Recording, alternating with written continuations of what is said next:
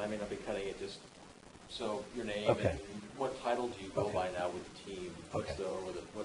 What should we use? Reds historian, Reds official? Yeah, historian? well, the official, it's Greg Rhodes, Rhodes, 1G, Greg. And, well, 2Gs, one at the beginning, one at the end. And it's Reds team historian. And I really don't know exactly what that means. That's sort of the running joke, is I don't know exactly. But anyway, that's the title. You become the go-to guy for all this stuff. Yeah, sometimes. So just sort of starting off, paint us the picture. There have been a lot of Reds managers over the years. I think you're just in the 60s. Yeah. You want me to start with that? Yeah, and so how does Dusty fit into this scheme? Yeah. Dusty Baker was the 60th Reds manager in the 135, 140-year history of this franchise. So a typical manager lasts about 2.5 seasons. And if you go back to that period of time before Dusty was hired, we went through 10 managers in about 16 years. So Dusty really brought some stability in the managerial position here that we hadn't seen in a long time. In fact, his 6 years here was the second longest term since Sparky, the longest term since Sparky managed the club. He has 509 wins, and gee, a couple of more and he still might be here. But in the right, these last week or two, if he'd have won a couple of more games, who knows. But the 509 wins puts him third all-time in Reds history behind Sparky Anderson and behind Bill McKechnie, who managed the Reds here in the late 30s and early 40s.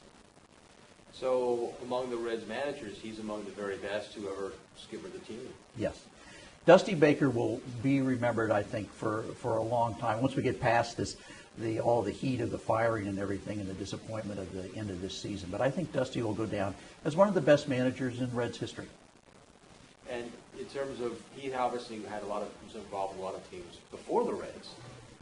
In looking at Major League Baseball as a whole, how do you think he stacks up as a manager?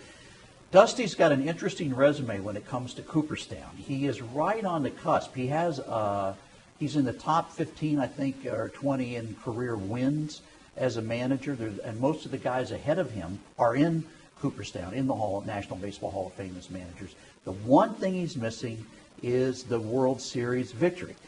He took one of his clubs, the Giants, to the World Series, but he has not won a World Series. And most of the managers, if not all the managers that are in Cooperstown, have a World Series win or two under their belts. In terms of style of managing the team and stuff, you always hear about players, managers versus guys who may be a little more of a disciplinarian. How does Dusty's style fit in with the type of management the team's had over the years in the field? Well, Dusty definitely falls into that camp of the player's manager, a little more low-key. I don't think there's any question that when Dusty saw something wrong or he saw a problem that he addressed it with the player, but he would never go to the press with that, and he'd never embarrass a guy out in public. I mean, I think there was always the sense that he had the players' backs. Sometimes the fans want to see that more aggressive manager who's out there calling the guys out, who's setting the tone, who's cracking the whip. And that probably wasn't Dusty's style. And a lot of times, and we don't know if that's what will happen this time, but a lot of times the pendulum shifts. And you follow up a player like Dusty, a manager like Dusty, with a guy who's a little more of a fire-breathing kind of guy who's out there cracking the whip. Opposite reactions to what Yeah. you got before trying to solve the problem for the last guy. Yeah. What else, when people think about Dusty, 2 years from now or whatever, do you think that they'll be saying about him, with the perspective of time? Well, I do think that while Dusty will be recalled as one of the most successful managers in Reds history, there is going to be that sort of level of disappointment that the unfortunate loss of the Giants last year, when we came so close, those last 3 games. If we could have won one of those games, gone further into the playoffs, if we have a stronger finish this season, if we win that playoff game in Pittsburgh, go further into the playoffs. So I think that to some extent there will always sort of be those ifs about Dusty, that he was really close. And I think that that's probably the way fans will remember it. But I think all in all, Dusty will go down as one of the more successful managers in club history. Because when Dusty took the team, he hadn't had a good season in quite a while. No, as Dusty brought some stability to that manager's position. We hadn't had that, and we hadn't had much of a winning season or winning record there for a number of years. And it was all part of this transition when the Castellini came in to purchase the club and getting the front office in shape and Dusty out on the field. And his first couple of years were losing seasons, but then they have a breakthrough year in 2010.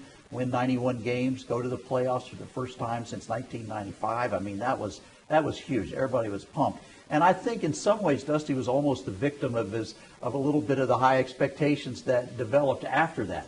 Because I think everybody knew we were going to be a good team. And we made some great moves in the front office to bring in some quality players, signed a lot of our younger guys to long-term contracts. Everybody was looking at the Reds as being a major force now in the National League here for these next few years. And I think it was that inability to nudge it just one or two steps further in the playoffs that probably wound up costing Dusty his job. Terry, you have any thoughts? As a fan, you're obviously a fan too. Sure. What do you think about, today? I think that I think I just sort of said that. I mean, I think, He